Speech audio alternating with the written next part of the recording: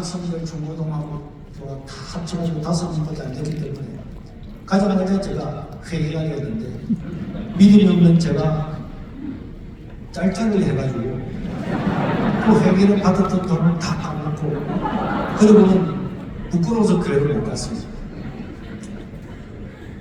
그 회장과 부회장님이 와서 형부야 이 돈 잃어도 다음에 갚으면 되니까 교회는 나오라 그랬지만 믿음도 없는 데다가 춤을 따라갔다가 그날로 교회를 그만두고 중학교 3학년 때에 무축산에 산소 따라갔다가 바위에 깔려서 거기서 죽게 되고 엎혀서 내려갔지만 몸 밑으로는 완전히 마비가 되어서 다시는 일어날 수 없는 그 상태에서 하나님 나를 살려주면 교회 잘 가고 돈도 갖고 잘하겠다고 그렇게 했지만은 손하나 깜짝하지 않았습니다.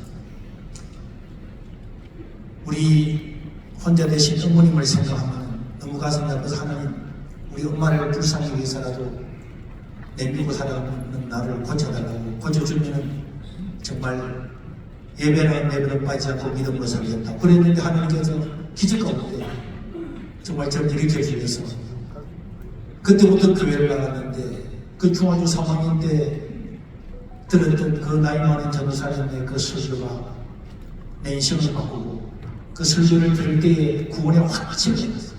아, 내가 하나님의 자녀가 되었구나. 저는 그 하나님의 자녀가 되었다는 구원의 확신을 받고 난 다음에는 세상에 두를 것도 없고 겁날 것도 없고 그때부터 내 인생은 살기는 너무 어려워서 중학교 3학년 때 그때부터 무초장 기도원에 짐을 졌어요. 여러분 기도원에 가시면 알겠지만 40kg짜리 살 반가마를 지고 하루에 5번을 지갑을 했습니다. 무초장 기도원에는 피아노로 제가 치고 올렸어요. 지금까지 기도원에 수천 번을 짐을 지고 올랐어요. 기도로 올라가는 사람들은 한번 맨몸으로 올라가는 것도 올라가면 기지 몇 개 하는데 40kg 짐을 지고도 먹고 살기 위해서 또 하나님 때문에 용기를 내서 그렇게 살다가 예수를 믿고 난 다음에 너무 좋아서 질문할 게 너무 많아서 전도사님한테 가서 묻고 물었더니 전도사님이 서재에 있는 책이가 가서 그냥 읽어라.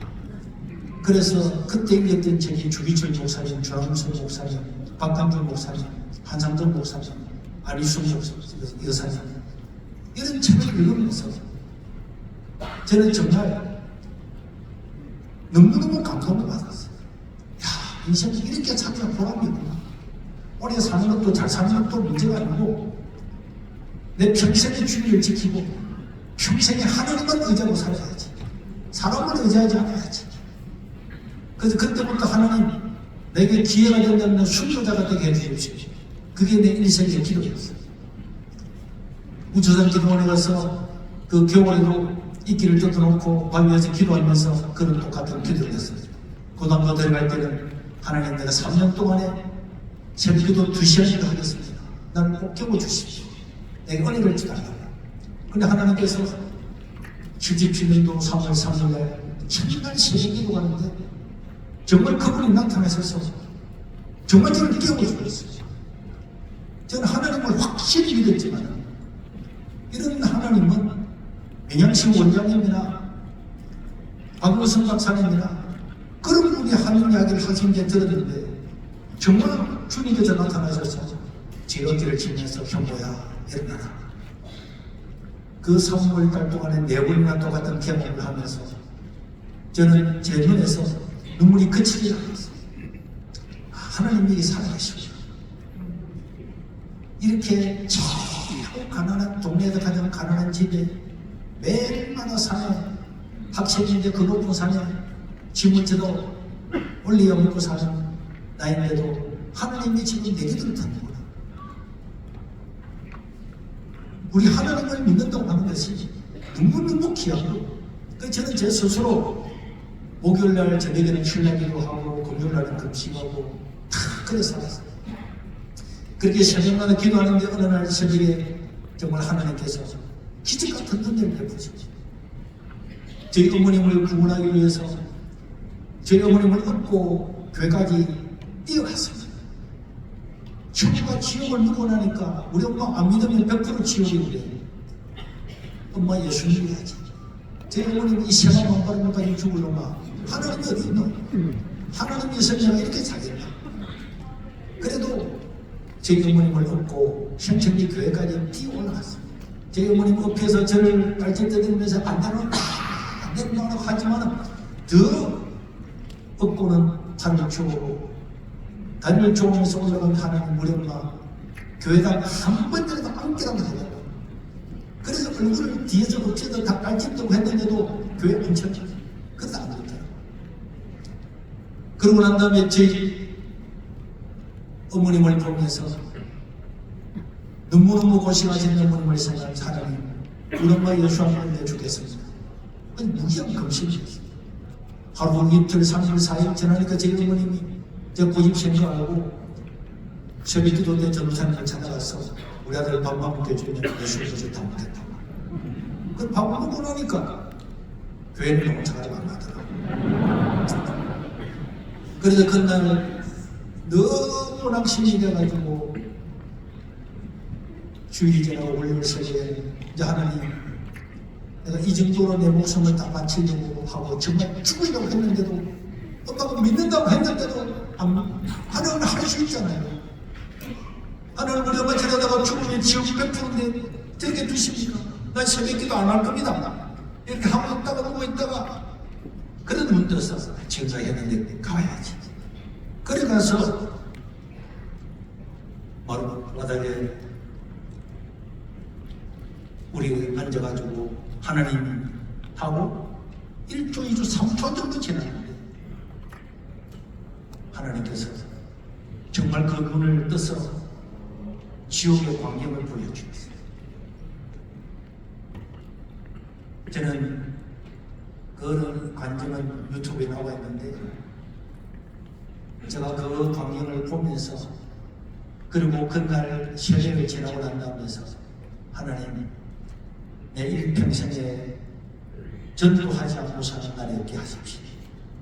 그리고 그날부터 그전에도 하나님을 확실히 믿고 살았지만 그 생생한 그 광경을 보고는 그날부터 주일학교부터 매일 전도했습니다.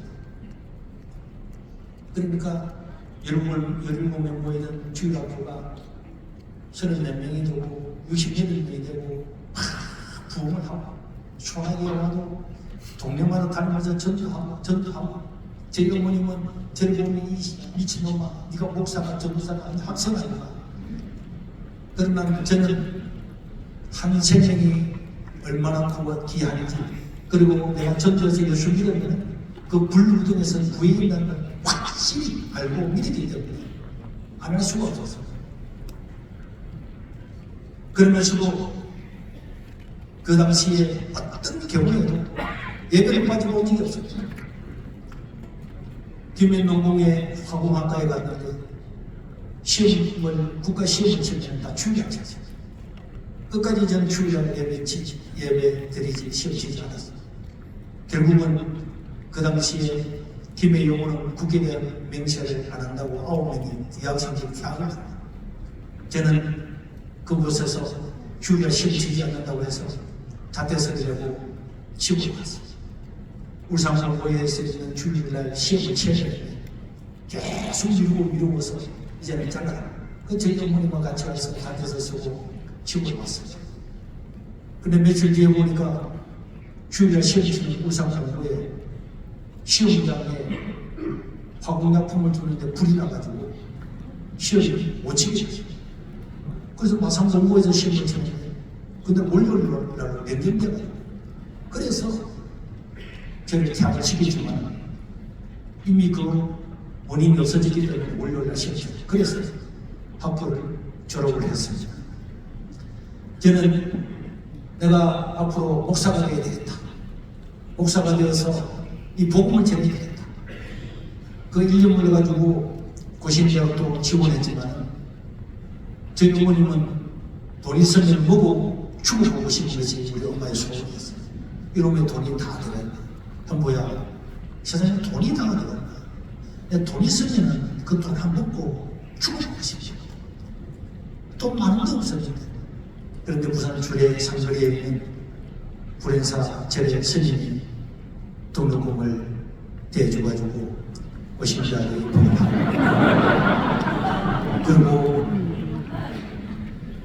3월 3일날 지금 송도 예배당에서 예배를 다 드리고 나왔는데 우리 신실리교회에서 김홍기 전사님이 송전도사 송전자 우리는 등록금도 대줘주고 아무것도 없고 하면서 비닐로 된 가방 하나 줬어요.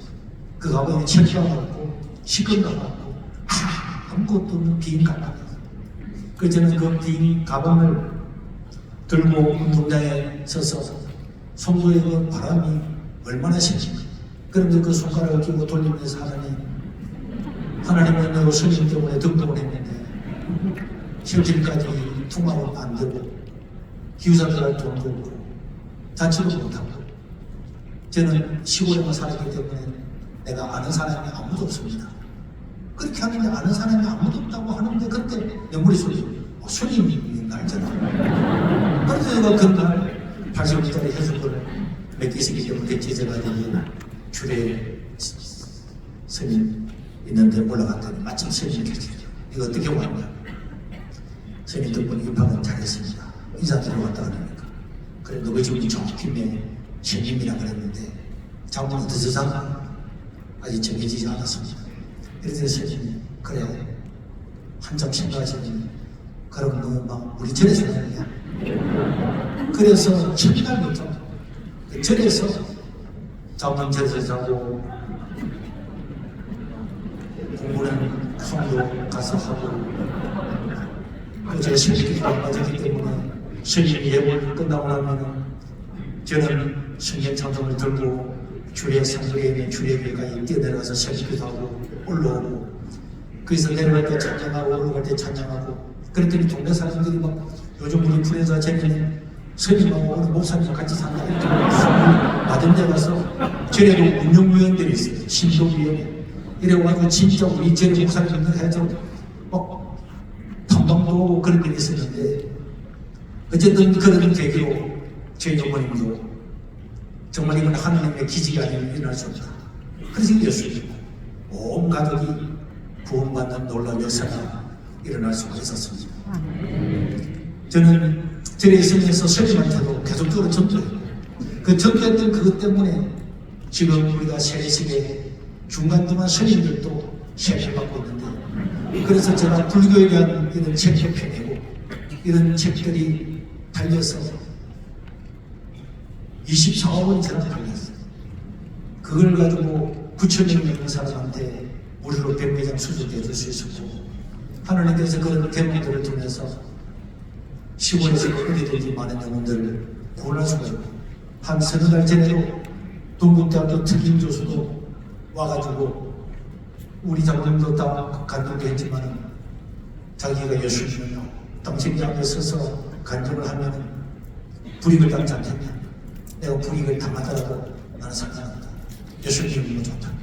그래도 대표에서 교회를 하고 그러면서 이런 놀라운 하나님께 은혜를 배우고 싶죠.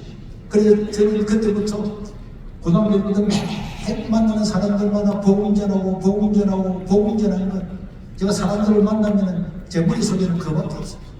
교회 누가 손님 오더라도 믿는 사람도 오고 목사님도 장모님도 오고 좋지만 누구든지 불신자로 간다. 그럼 나는 그것도 툭툭 쳐줘. 어쩐지 불신자를 모셔가지고 어떻게 하든지 설명을 하든 어떻게 하든지 예수님께 해야 돼. 저는 군대 갔을 때도 83년도 12월 3일날 군대를 갔는데 농산훈련소에 첫 주에 도착을 해서 연부대에 예배드리러 가기 전에 눈이 많이 왔어요. 저는 그 눈 속에 우리 엎드려 하나님께 기도했습니다. 하나님, 농산에서 제가 훈련을 받고 우리나라 어느 부대에 배치될지 모르지만 하나님이 나를 보내주는 그곳에서 부대를 복음화시키겠습니다. 어딘지 보내주십시오. 이 군대 생활은 내 생에 가장 위대한 복음이 전하는 날이 되게 해주십시오. 그래 기도를 했는데 정말 놀랍게도 7월일 특공대에 걸려가게 됐어요. 전혀 생각을 못하고 702 철풍대에 끌려갔는데 그 파주에 있는 거기에는 건물도 없고 한 건물, 콘크리트 건물 한 채도 오직 24인 텐트만 있고 한겨울인데도 적응된 게 하나만 있고 영하 10도에도 구보하고 하는 이런 곳에 갔는데 첫날 저는 모든 주일날 모든 사람들이 연맹장에 모여서 적응무슨 전두환 대통령이 심사한다 이런 게 있었기 때문에 주일날 도시 다 방방으로 훈련을 하고 있었어요. 그런데 저는 주일날 교회 가야 돼. 훈련 한정에 나가서 독공기사 들고 교회 가겠다고 그랬더니 그 자리에서 구둣발로 발로 올려서 내리치고 어깨를 맞고 내려서 그대로 기절. 일어나 보니까 다들 훈련하고 있더라고요. 독공 이명선으로 종결동 장로게 해주죠. 이 새끼가 여기 가는 놈 누워있어 아무도 안 가는 그러면서 이 제비 손날치기라고 이걸로 몸이 되더라고요. 제비 또 기절. 세 번째는 정신차리고 일어나가지고는 독공 이명선으로 종결동 장로에서 그냥 가버렸어요. 그리고 일제사장이 야이 새끼 안 써. 그냥 갔어요. 장로들 부인이 예배드리는 조그마한 텐트 안에 드린 예배 그날부터 저는 단 하루도 안 맞고 지내온 적이 없었습니다. 그 다음 주말에도 사교육 훈련소를 갔다가 사교육 훈련하는데 지금까지 예배드리고 그래 또 나갔습니다. 종교활동, 사교육인데 종교활동 또 종교라도 또 갔습니다. 갔다 와서 얻어맞고 그러나 제 마음에는 이 부대를 복무해야 되고 육군 규정에 주의하는 종교활동을 하도록 되어 있는데 이 부대만 정마음 때문에 지금 안 한다는 거예요. 시청한다는 거예요. 그런데 물어보니까 병사들은 아무도 부대가 생겨나는데 아무도 교육을 못 하고 있는 거예요. 그래서 저는 그것을 꽤 부수시켜라도 예배를 드릴 수 있어요. 내 자신도 예배를 못 드리는데 어떻게 부대를 복무시켜요. 그래서 또 그날 갔다 왔습니다. 저녁에 자고 있으면 누가 머리를 툭툭 부드리면 따라나와. 얼마나 돌아가면서 여러분 옛날에 군대 아시죠? 더 군대 더 하죠. 엎드려 받쳐서 한 사람이 참나무 밭으로 다쳐도 6대 때리고 돌아가면서 7명 8명 때리면 나중에는 이게 아픈지 안 아픈지는 모르고 그냥 엉망진창됩니다. 그래도 계속 교회를 갔습니다. 주일마다 교회를 갔습니다. 나중에는 이놈 때리고 저놈 때리고 장교들도 때리고 화상도 때리고 왜냐 우리는 5분 비상이 한 하루 이틀 만에 한 번씩 비상이 걸려요. 바로 38선 앞이기 때문에 김진조처럼 북한에 넘어가는 그런 활동을 했기 때문에 비상 딱 걸리면 5분 안에 따라라 해야 되는데 고참들이 내밉다고 하루는 방독면 숨겨버리고 칼 숨겨버리고 하이바 숨겨버리고 수동 숨겨버리고 그래가지고 하나 모자라가 서가 있으면 한사관 장교가 와서 물건 얻어갔어. 근데 제가 다른 사람들을 훔쳐서 채워볼 수는 없잖아. 그래서 이놈 저놈 다 맞다가 보니까 나중에 완전 바보 같아.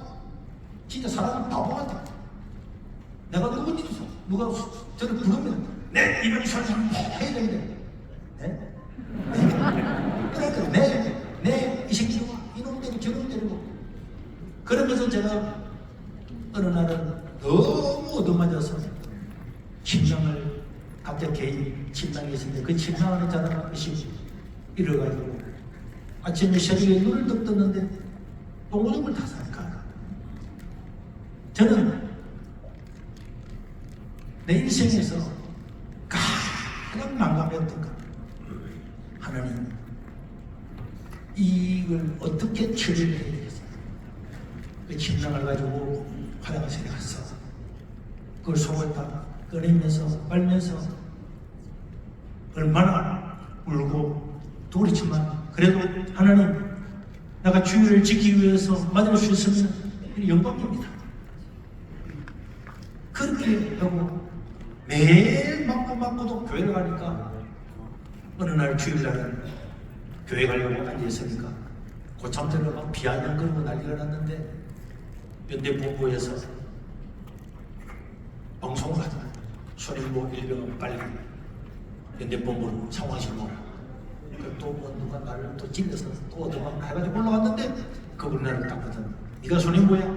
네, 일병 손님보 했더니 이 새끼 그래 차려!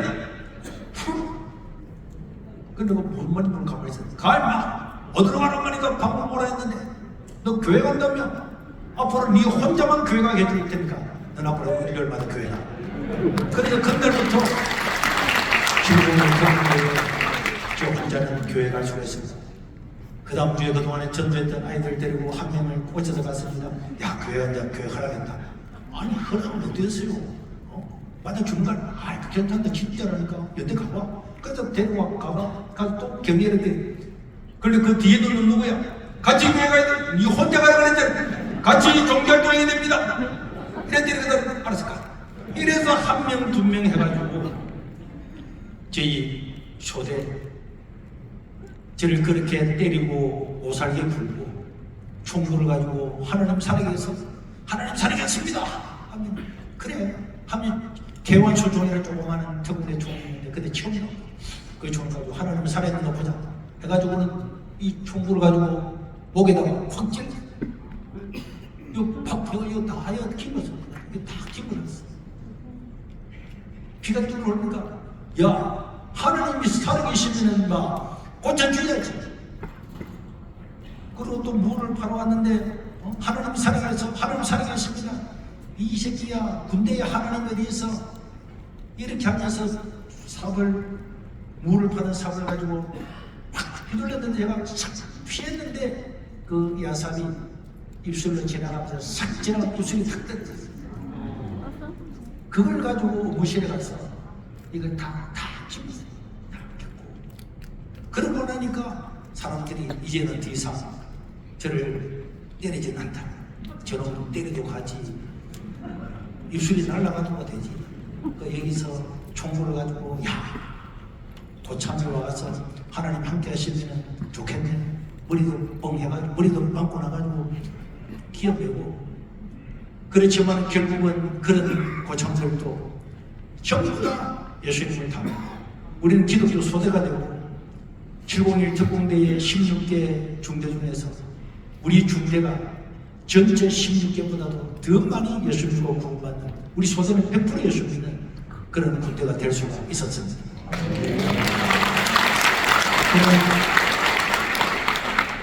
군대 갔다 와서 또 하만이는 지금은 함성교회 이름 밖에 그때 득성교회였는데 거기에 나와 요천으로 가서 우리 여장군도 아마 와 계실 건데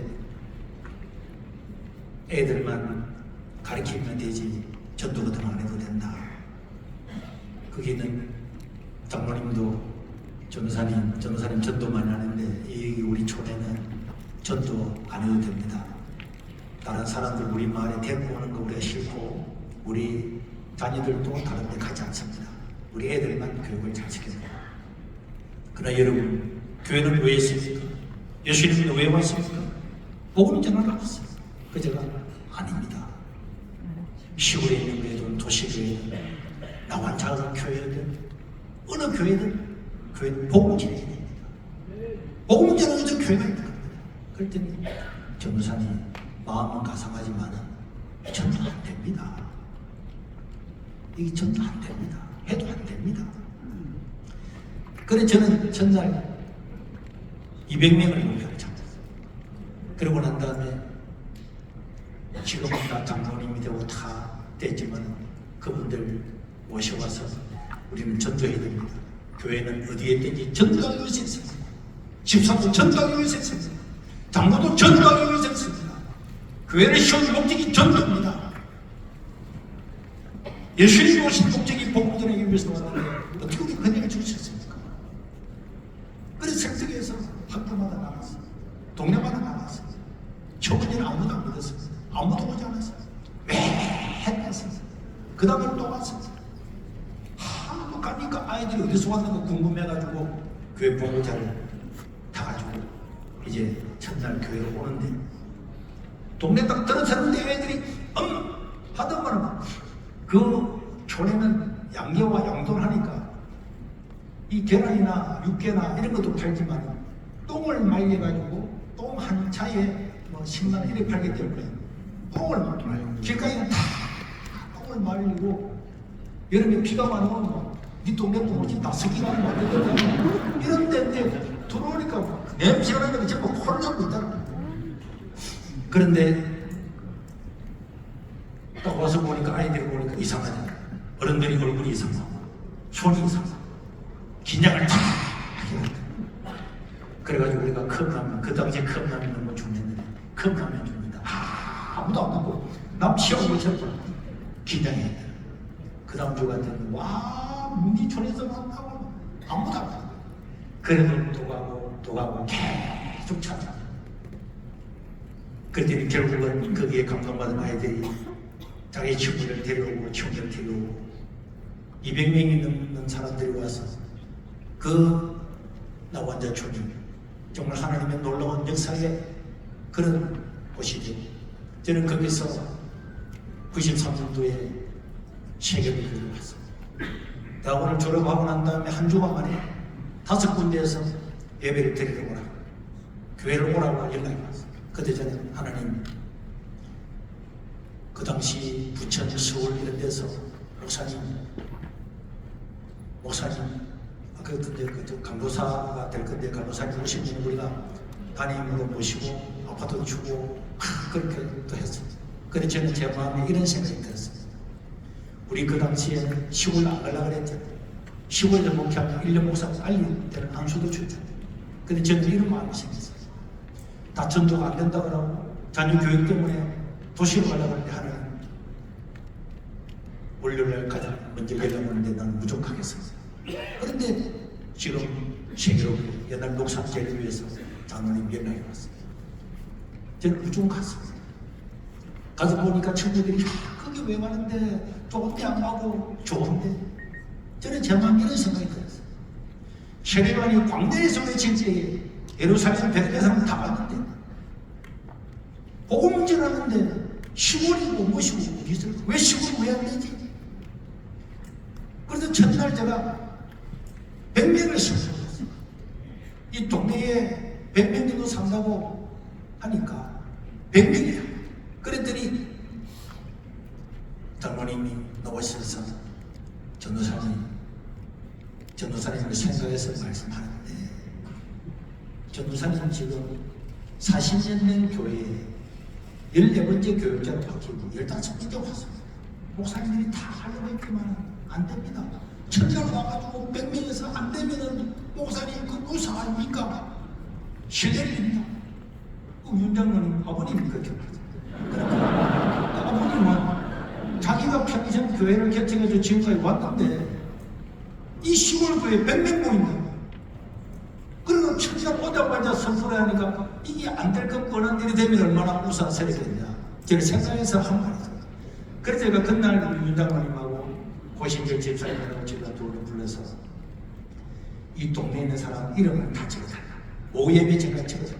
그래서 우리 장사님 두 분이 그때 집사님도 명단을 다 적고 오셨어요. 그 명단을 가지고 복사를 해가지고는 나눠주면서 우리는 이 동네 사람을 위해서 기도합시다. 그래서 교인들 모두 기도하라고 하고 저는 그 다음날 월요일 새벽부터 사람 이름만 지키는 거 알지 누가 누군지 모르잖아요.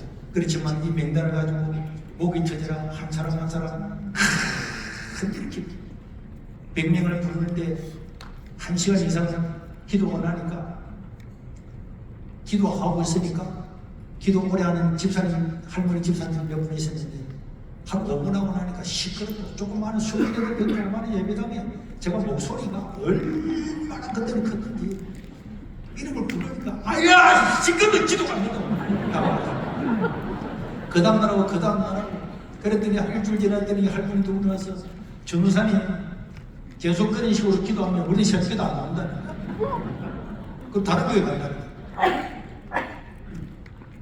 그랬지만 저는 이때는 더 기도해야 되겠다. 그래서 그날부터는 우리 집사람을 부르고 이러고 오늘부터는 내가 교회 가서 전도해도 기도할 거니까 새벽 기도 시간 보자. 그러면 밤 12시까지 이 명단을 들고 또 한 시간에 크게 기도하고 밤 12시가 되면 동네를 돌아다녀서 교회 옆집부터 가가지고 옆집에 때문에 무릎을 꿇고 하나님, 이 집에 안목이 살고 있는데 오늘 이 사람이 죽으면 100% 지옥입니다. 구원받게.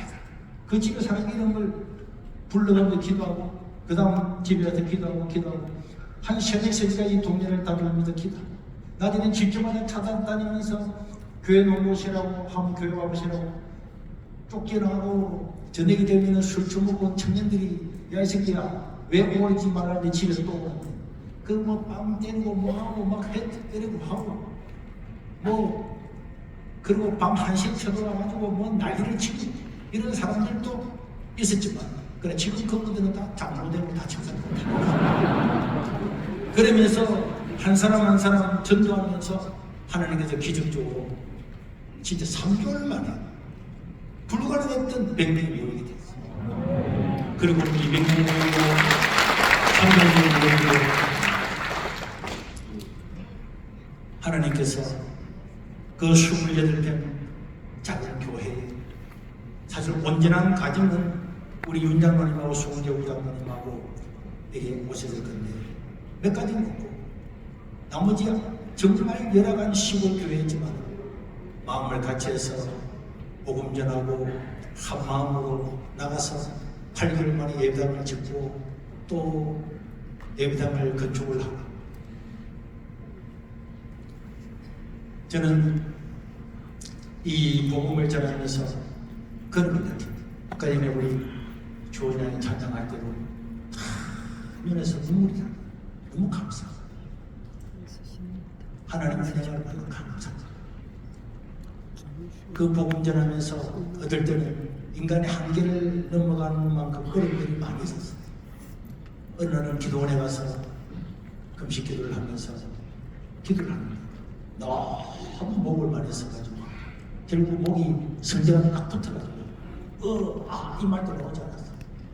달렸던 정전수 씨를 모셔놓고 사람들 오라고 초청하고 2-3주 모셔가지고 같이 복음 전하고 그랬는데 정작 그날 되니까 목이 너무 해가지고 나도 안 나고 내가 살도 안 나고 그러면서도 수많은 어려움들 때문에 기도원에 가서 있으면서 하나님 복음 전하려고 애를 쓰고 정말 순교자들 만큼 이 시대는 순교는 아니지만 하루도 빠지지 않고 복음 전하고 왔는데 너무 피곤하고 외롭다고 그렇게 기도를 하고 잠을 들었는데, 그런데 내일 내려가야 되는데 금요일 내려가야 되는데 금요일 새벽에 또 잠을 자는데 갑자기 쫙 꽂아서 자 봐라 이렇게 하더라고요. 그러다 또 봤더니 와 하나님 저기가 선상의 예루살렘입니까? 그랬더니 여기가 거룩한 예루살렘입니다. 그런데 자 바로 하면서 그것을 줌으로 당기듯이 쫙 당겨주는데 너무너무 좋죠. 또 한 번 쫙 당겨주면서 그 천국의 그런 광경을 보여주는데 제가 그동안에 외로웠던 거, 섭섭했던 거 이런 것들은 완전히 다 사라지고 우와 하나님 와 하나님 그러고 있는데 기도원의 종소리가 떼가락떼가락 저는 그때부터 지금까지 내가 뭐 얼마나 오래 살 거냐 아프냐 또 누가 뭐라고 이런 데 대해서 마음이 흔들린 분이 한 번도 없었어요. 오직 내 평생에 복음을 전하다가 살다가 죽으면 죽고 지금 이 세계가 숭고하는 세계는 아니지만 내가 복음 전해서 복음 전하고 살다.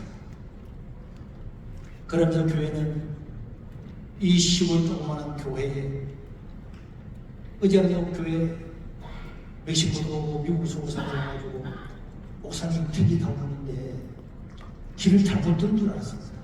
가도 집은 한 개도 안 보이는데 어떻게 이렇게 큰 교회가 있는지 하나님께서 그렇게 이 시골에 기적을 베풀었습니다.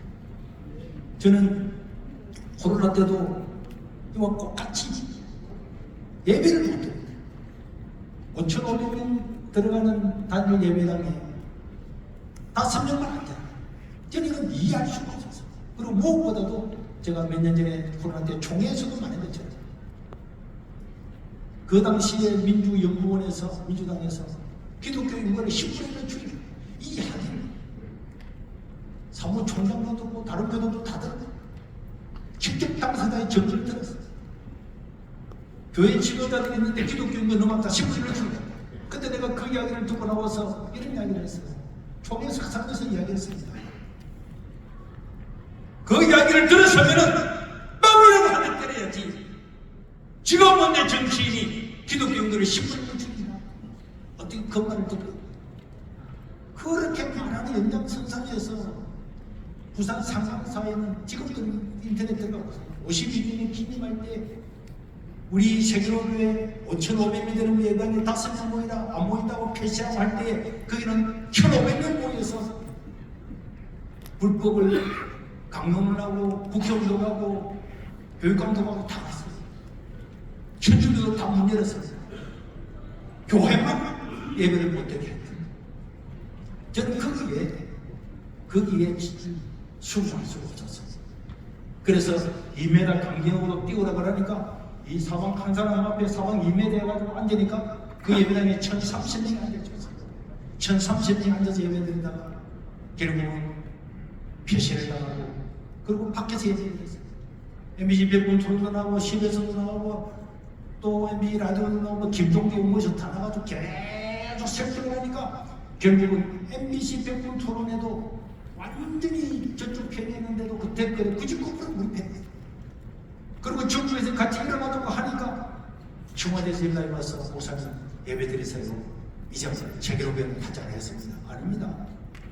당신들이 무기한 교회 문 닫고 한다고 해서 그대로 법 들었어요. 법이 공무원이시고 그냥 예배 드리세요. 예배 안 드린다니까. 우리 밖에 드린다니까. 당신 폐지했으니까 법 드리라니까. 그랬더니 청원에서 연락이 왔는데 무조건 예배 드리라. 세계로교회는 방법 잘못 뛴 거라는데 관여 안 할 때는 예배 드리라. 그래서 우리 세계로교회는 코로나 때도 예배 드리고 그리고 전부 다 밥도 다 해먹고 다 했어요. 전국에서 여러분들도 몇 분 왔었겠지만 세미나 같은 거 다른 데는 못 모여 밥을 못했대. 우리 교회 무릎 다 해드렸어요. 그러나 그때 고발당한 것 때문에 저는 재판을 지난달까지 40번을 재판을 받았어요. 그러나 종교의 자유는 얻게 되었습니다. 마지막까지 우리가 투쟁하고 야외에서 예배드리고 한교를 드릴 때 그 다음 목요일날 바로 청와대에서 30분 이상 예배드리라. 이래가지고 사실은 코로나가 해제된 것과 마찬가지였습니다. 그 코로나 예배를 드리러 마지막 대법원의 재판을 받으러 갔는데 같은 시간에 같은 재판부에 의해서 같은 순서에 동성 커플의 건강보험을 허락해 주는 판결이 났어요. 그때의 시민단체 목사님들 장로님들이 모여서 이렇게 이야기했습니다. 아, 이제 한국교회도 끝났다. OECD에 있는 모든 나라들이 이 건강보험이나 이런 걸 허락하고 난 다음에 2년 안에 차별금지법 통과를 다 시키고, 그래서 지금 여러분 한 달 전에 우리 교회에 왔던 영국의 목사님은 영국의 교회 출석률이 1%, 독일도 1.5%, 한때 기독교 국가였던 나라가 1%, 1.5%, 사실은 이슬람보다 더 훨씬 적고 미전도보다도 더한 나라가 될 때였다. 탄식하는 소리를 들었습니다. 저는 그것을 보고 오면서 하나님, 이제 우리나라도 지게 통과되면 유럽처럼 그만큼 교회들이 문 닫고 자유주의 신학이 다 돌아올 건데 2주 동안 기도했는데, 근데 2주 지난 금요일날 하나님께서 기도 안 받는데 하나님께서 음성을 들려주셨어요. 아직 끝나지 않았다. 먼저 아직 끝나지 않았다. 어떻게 하지? 그런데 제 생각에는 우리 세계로교회 한 교회라도 주일날 국회에서는 둘러싸고 예배드리면서 이 사실을 알리고 함께 하나님께 알아야 되겠다. 그렇게 하다가 야, 혹시 우리와 같이 갈 교회가 있을 수 있지 않겠나. 그래서 한 교회 몇 군데 연락했더니 주일날이니까 오전에 어떻게 오전에 그 예배드리면 안 된다니까요. 그리고 우리 오전에 예배를 드리면서 정교인이 다 가야 이 사람들이 다 같이 양으로 만든 파악을 냈더니 나중에 한 교회 두 교회가 파괴합니다. 그래서 결국은 세교교에서 시작됐던 그 것이 각 교단의 총회장 총회 때부터 다 설득을 해서 진짜 수월에 100만 명이 모였습니다. 그 모임 있고 난 다음에 지금까지 차별금지법을 통과시켰다는 법안이 아직까지 안 올라오고 있습니다. 만약 올라온다면 우리는 목숨을 걸고 나갈 것이고, 여러분 저렇게 기독교 국가에 있던 나라들이 저런 법이 통과되고 난 다음에 전부 다 없어졌잖아요. 전부 다 별로 다 닫았잖아요. 이 생각도 다 바뀌고 실제로 다 바뀌었잖아요. 여러분들 유럽을 다 가졌으면 수도 없이 많이 도와줬다. 한국 교회 미래를 생각하면 그런 것이 가슴 아픈 일이죠. 어떤 사람들은 저를 보고 정치적이라 이야기합니다. 나는 한 번도 정치적이지 않았어. 나는 내가 예수님과 지금까지 하나님 이 복음을 전해야 되고, 복음을 전하는 신세계가 무너지면 지금 내 손자들이 지금 할아버지 하면서 아이들이 찬양하지만 그 아이들이 예수님을 부정하는 시대가. 재작년에 영국에 갔더니 영국의 목사님들이 모여서 신신당부했어요. 목사님 영국을 보셔서 자기 할아버지들이 그렇게 예수를 잘 믿었는데 한 세대가 지나기 전에 그 손자들이 다 예수를 나버렸습니다. 교회에 예수를 나버렸습니다. 예배 드리는 사람이 없습니다. 지금 우리나라가 이런 것들이 통과되고 나면은 오늘 지금 우리의 손자들 그 기운 손자들이 중학교 가고 고등학교 가고 대학 가고 하나님 안 믿습니다. 그게 통계적으로 역사적으로 증명이 되었어요. 그래 그런 걸 막으려고 하는 거죠. 악법이 통과되면 우리는 여기서 견딜 수가 없는 겁니다. 댐이 무너져버렸는데 댐 믿어서 우리는 잘 지낼 거야. 어떻게 잘 지낼 수가 있습니까? 댐이 무너졌는데. 예수님이 땅에 오신 목적은 분명합니다. 우리를 구원하기 위해서 오신 거죠. 그거는 마지막까지 딴 것까지 복음 전하라. 이 말씀을 마지막으로 하시고 성전하셨습니다. 사도 바울 도장에 생명을 연기하고 복음 전한다고 하고 사도들도 복음 전하다가 죽었습니다. 복음 전하다가 죽었죠. 북한의 조만진 장로님이 여러분 1대1을 안 보셨습니까? 북한의 사람들은요, 주일날 김일성이가 일부러 주일날 선거를 하면서 주일날 예배 못 드리도록 하는데 그때 조직적으로 제압을 하지 못했다. 결국 북한에 교회 하나 했습니까? 공식적으로 기독교인이 한 사람 없습니까? 깜깜한 나라가 됐습니다. 저는 우리 장로님 부부들이 진짜 복음 전하기를 원합니다. 우리가 사업에 성공할 수도 있고 또 잘 살 수도 있고 자녀들이 잘 돼서 자라날 수도 있지만, 그러나 이 세상의 자랑 중에서 최고의 자랑은 뭐겠습니까? 나를 위해서 예수님이 십자가에 죽으셨습니다. 나는 새벽기도 하면서도 주님, 나를 위해서 주님이 죽으시고 복음 전하라고 말씀하셨습니다. 하나님의 은혜로 그것이 하나님의 사랑. 이 찬양을 부르면 눈에서 눈물이 끝도 없이 납니다. 그 예수님이 나를 구원하셨다는 것입니다. 그걸 우리가 잊어서는 안 될 겁니다. 너는 장로로서, 너는 목사로서, 너는 근사로서 내가 그렇게 부탁했던 복음을 전했느냐?